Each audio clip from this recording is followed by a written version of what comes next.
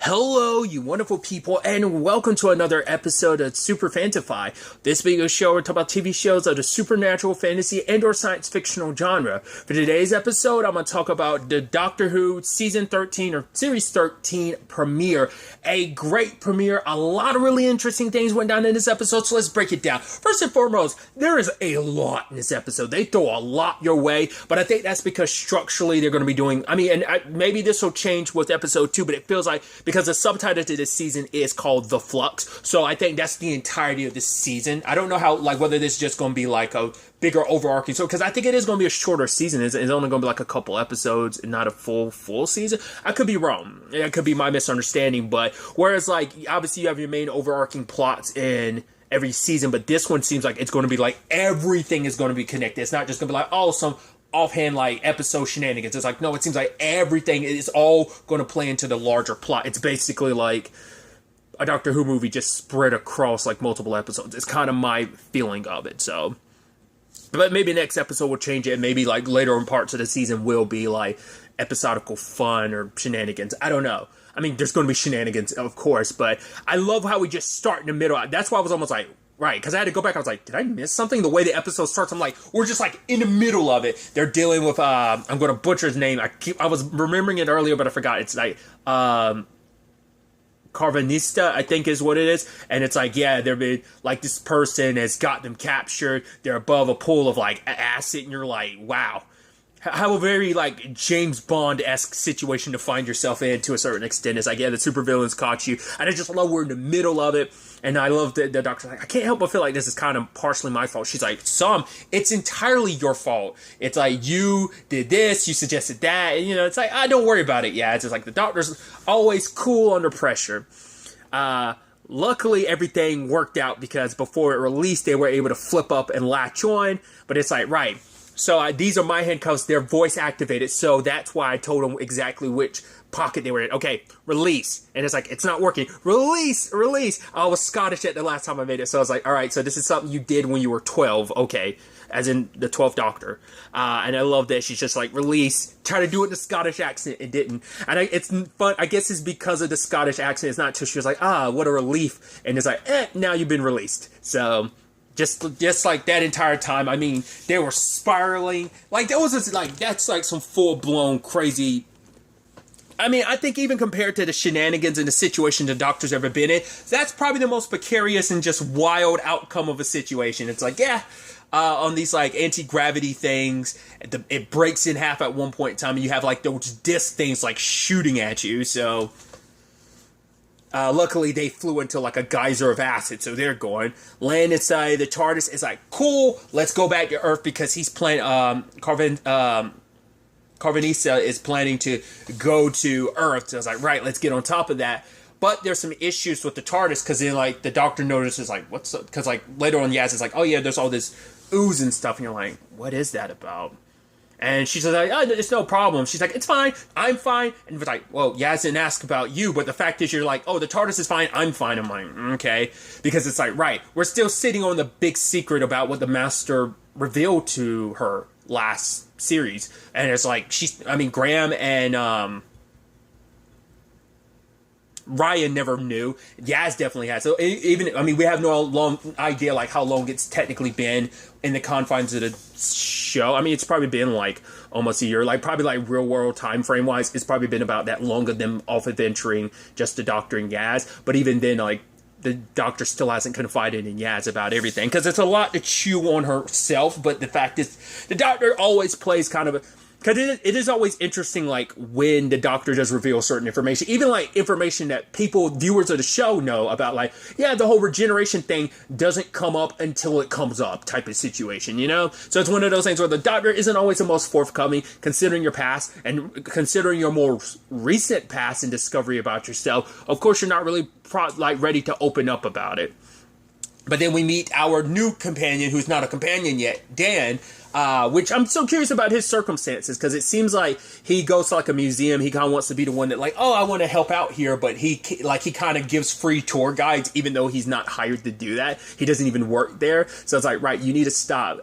Diane is you need to stop before you end up getting banned from the museum.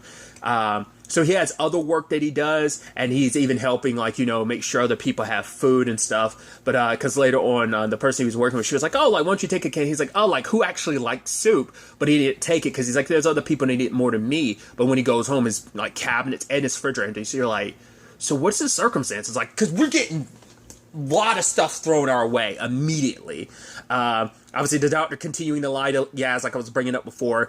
Dan gets visited by our Carvanista, and oh my god, the moment he revealed himself, I had to be like, wait, you're this menacing person? It sounds like you're like, oh, I'm this powerful conqueror, and you are the most adorable thing. Because even Dan's like, what's this real fur? It's like, oh, you look like a dog. He's like, what did you call me? It's like, it's kind of like, oh, Rocket getting pissed at being called like a raccoon, even though he has no idea what it is. It very much made me think of that. But I love that it's just like, he like even Dan petting him, being like, wow, you are kind of cute. It's like, it legitimately is. You're scary with your like space axe, but you're kind of adorable. I was like, holy crap. And then like Dan references his mother. He's like, don't you bring up my mother. I'm like, it definitely feels like something you would like. I don't know why, but it felt so Guardians of the Galaxy-esque that moment. But because it was so interesting because he tried to do the Star Wars thing of like, oh, he like waved the hand and Dan's like, what's that supposed to do? He's like, no, what you're going to do is you're going to get out and you don't come busting. He's like, why isn't it working? So it's like, Dan's supposed to be special. And I'm wondering what that's all about. Like, maybe that ties into what Carvanista is bringing up later on about like, each one of them has their own human that they're connected to with this whole, like they are bound to a human they have to protect. So it's like, because of that, the power, because he made it, I guess because it's like, you're supposed to be my human, so, but it makes you think like there's something special like, from Dan. Dan has to be special in some regard for that not to work. I mean, are we talking like Clara special or something else? I mean, you never know. I mean, like, a lot of his companions end up being, like, very special in their own regards, but it's like, Clara ended up being kind of a situation, I mean, Amy and Rory, that was a special case considering their circumstances, what their stories ended up being, but also, like, right, they're River's mom and dad, so, there's levels to everything, but it's like, I'm curious, like, they're setting up, like, there's something definitely off about him, and what that is, I don't know.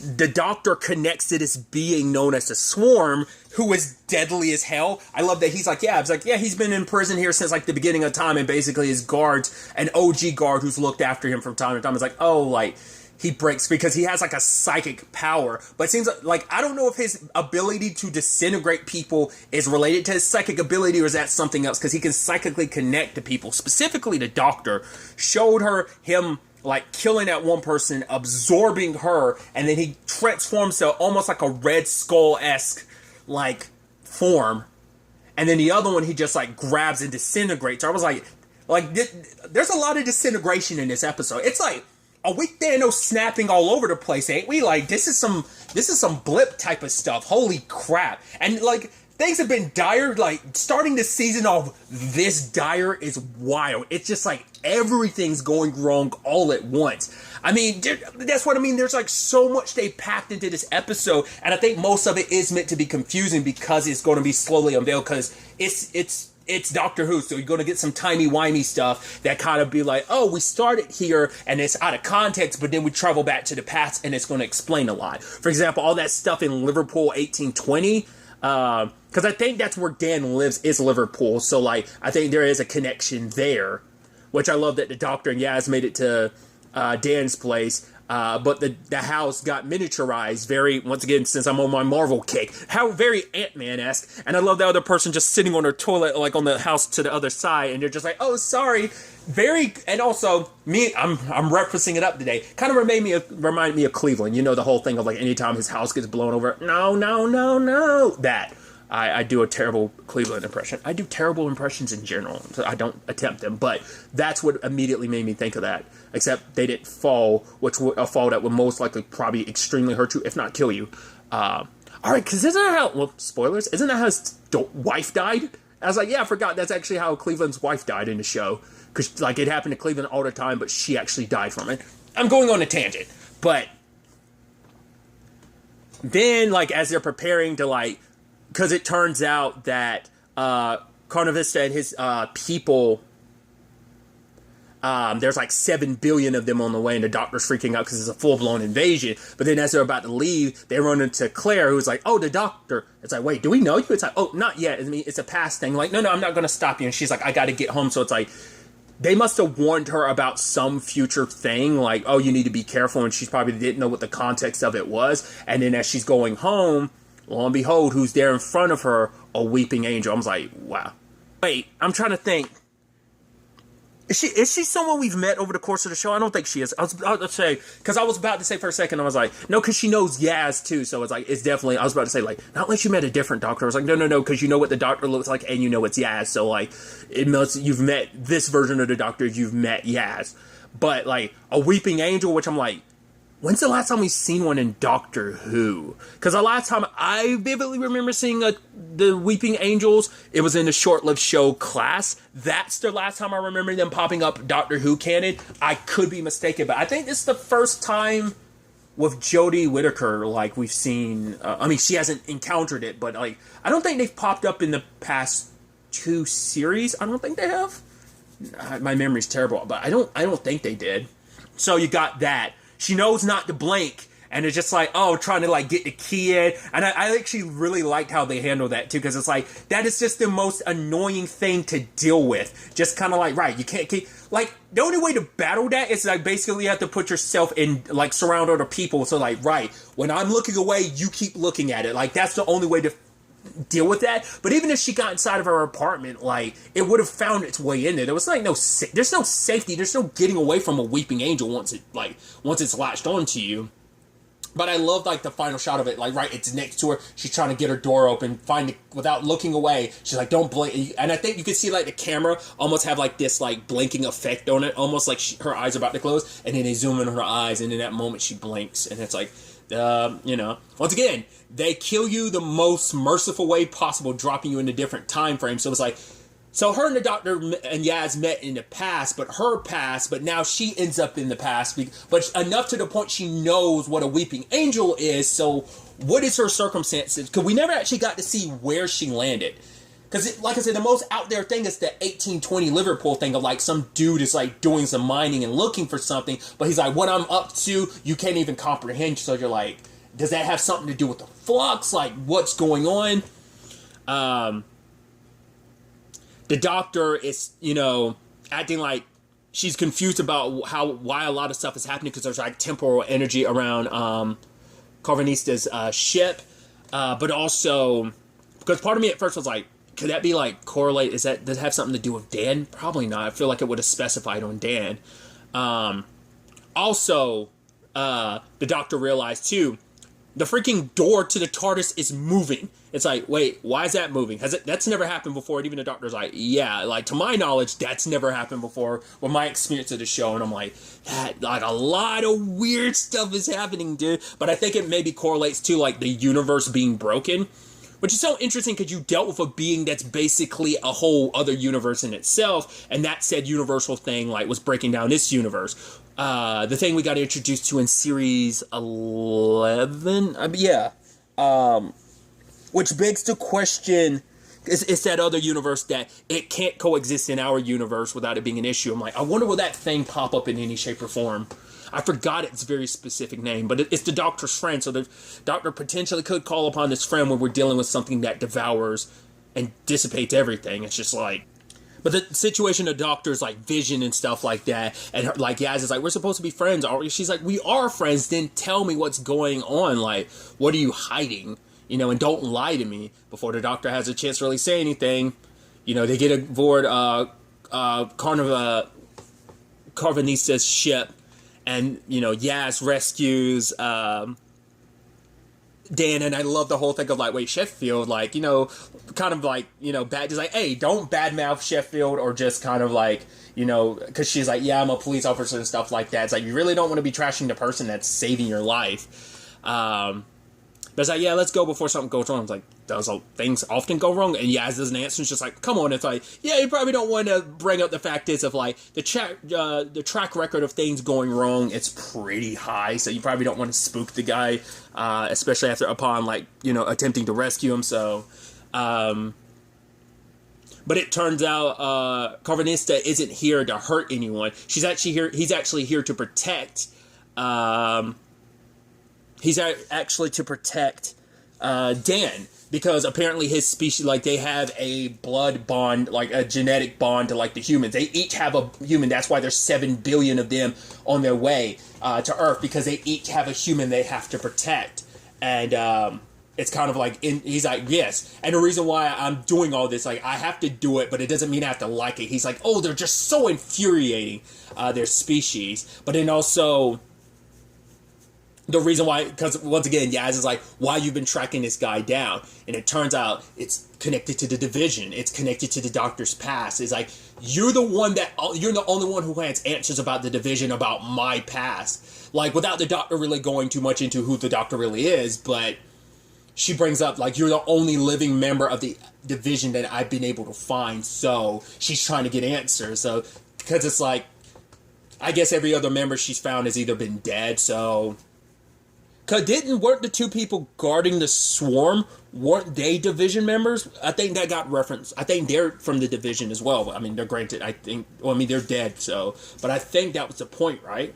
Then we also had that other storyline where you have these, like, family, like, were they in the Arctic Circle, this husband and wife, and it's like a signal thing goes off, and it's like, wait, that's not, it's only supposed to be the most dire of situations if that's going off. Yeah, we were told it was never going to happen, and she smashes it because she's like, we're going to pretend like it isn't, but then the swarm shows up, kills her husband. He's like, don't touch anything, but then, like, she's like, why do I have this thought in my head? And he's like, what is it? And she's like, thank you. And it's like, oh, it's like, are you thanking him for killing him? And it's like, oh no, you're his sister. You're like, Jesus. So it's like, was she like under some, like, living a regular life, hidden away type of situation, but he brought her back, and now her, like, she had like an alter persona. Like, that's why I'm like, there's going to be so much timey-wimey stuff to go back explaining, like, how she got to where she was, why she was living a regular life there, like, was her husband meant to be like her bodyguard, just like kind of her jail keeper to a certain extent, while she was maybe kind of very much like the doctor was implanted with, like, a different personality and memories, and got, like, maybe it's kind of a similar thing with the swarm's sister. I don't know. But then we find out, like I said, the Carnivista, his species found out about the Flux, which we get to see front row seats of it with this dude, Kendor, who's kind of like, he's stationed at an observation post, and he witnesses it firsthand. Luckily, he got out of there with his, because usually he's stuck there with nothing happening, and then, like, the biggest thing in the universe happens, and you have a cloud that is dissipating and breaking apart everything it comes in contact with, including planets. Like I said, this is some very, like, I mean, most recently, like, this is, like I said, it's worse than a snap, because it's not like it's happening all at once, just in a blip. It's like, this is some, like, Ultron, like, what if Ultron wins, destroying the universe type of thing. This thing is just, like, going, and it will not stop. But I love that Carnivista is like, wait, that's my human. And Dan's like, I'm not your human. I also love that he makes some joke about, like, oh, it's bigger on the inside. It's like, yeah. He's like, yeah, I think I know a mate who has one, but it was bigger than this. And then Yaz is like, shut up. And I'm like, is that supposed to be, like, an inside joke? Because, like, is he buddies with, like, a previous doctor or something, and one of the previous doctors had, like, a bigger one on the inside? Or, like, that feels like an inside joke that I'm not quite getting. Like, it could just be, I mean, it's just probably, like, it's an inside joke, but in the sense that it's not, like, oh, he really knows, like, one of the previous doctors, in the sense of, like I'm saying, like, does he know, like, a Peter Capaldi? Is he buddies with, like, Peter Capaldi, or Matt Smith, or David Tennant, or Christopher Eccleston? Like, I'm saying, like, maybe it's something of that nature, or maybe it's, I don't know. It's a joke that is not meant to be read too deeply into it, but I'm like, I'm trying to understand, like, is there layers to that I'm just not privy to or aware of? The TARDIS takes them to the edge of the universe where the Flux is, but it's like, oh, there's nothing here. It's like, well, the reason why there's nothing here, because I think the Flux had already struck. It's at the edges of this universe, making its way towards Earth, in fact, following them. But in that moment, the Doctor connects with the swarm, and it's like, oh, like, the Doctor, it's like, I don't know you. He's like, oh, you do. You might not remember me, but I remember you, which puts me in an advantage. So it's like, right, this is something that Doctor crossed paths with back when the Doctor was doing other stuff, related to the division. So it's like, there's so much life and memory, because it's like, right, how many lives did a Doctor live before becoming the first Doctor and everything, before like that, all that, being the timeless child and everything. It's like, how much time, like how many lives, how much time did you miss? And it's like, oh, you're like, I don't remember how old the Doctor is now. I remember the number for a while. It's definitely in the 2000s. Might not even be that anymore. But it's like, right, like how many other years are you actually, like, for all you know, maybe you're like 5,000. You just, like, it means you're missing that much time. I don't know. But it's like, right, we've had our endless battles time and time again, and it's like, now we get to continue them. It's like, because this thing loved their battles over, like, that time frame of just kind of across the universe they had their battles, and it's like, right, she doesn't remember him, but he remembers her. So he might be the only other ties to her own past, because Carnival was like, don't bring up the division. It's kind of one of those things you don't want to say out loud, because, like, but it's like he might not have any direct connection to the Doctor, who the Doctor was before everything tied to the division, but there could be records out there tied to her past, giving her some answers to who she was and who she really is. I mean, she has somewhat of an answer, but doesn't have full context to who she really is. So, like I said, a lot. The Flux starts chasing them in the TARDIS to Earth, and so Carnival and his people form their protective shield around the Earth. Diana's waiting for her date with Dan. It was like, oh, a date. I mean, she's like, well, I don't want to be presumptuous, so it's like, it's not really a date. And it's like, oh, yeah. But she gets called in, not really called in, more so forced to come into some house. There's a bright light. It seemed almost like she entered an empty space, and then there's like the Swarm sister, like, oh, we're going to have so much fun. So it's like, so much. And then there's the potato dudes, because I'm blanking on their names. I think their name is in the title of the next episode, but I'm blanking on it right now. But like, they're taking advantage of this, like, oh, how glorious this will be and stuff like that. So my brain's on overload. Like, I keep saying it over and over again. I do apologize, because I reiterate myself a lot. But it's just like, there's a lot getting tossed at you in just the first episode alone. And the protective shield goes up, very reminiscent, making another MCU reference of kind of like, it's like in Guardians of the Galaxy 1. I'm blanking on the Nova Corps situation. Like when they performed like a protective shield around the planet. Like it's very similar to that. But the Doctor wasn't able to get inside before the TARDIS kind of loses power. And she bust open the panel just to shoot out energy, and it's like, oh, how you like that? Oh, apparently it does absolutely nothing to you. So this doesn't look well. This is just like a cliffhanger amongst cliffhangers. This is the biggest cliffhanger if there's ever been big cliffhangers. This is like, I mean, granted, we still got the whole season to like dole this out, but for our first episode, like, I mean, they were like, last series started with a cliffhanger because it started with a two-parter, but it's like, man, this is just massive. Like, how do you defeat something that's out there destroying the universe, which I'm assuming the Swarm is connected to the Flux. Not unless those are two separate issues. I wouldn't think that's possible, but maybe they are. Just the timing's a little interesting. He did say that he just waited and he's planned, because he's been there since the beginning of the universe, pretty much. So, a lot of moving pieces to this puzzle. I'm excited to see where things go. This is just a bang of a start, a great way to start things off. But I'm excited to see where the next episode ends up taking us going forward with all of this. But really, that's all I want to talk about. Until the next time we meet, be happy, be safe, live life to the fullest, and enjoy it. Good day and goodbye.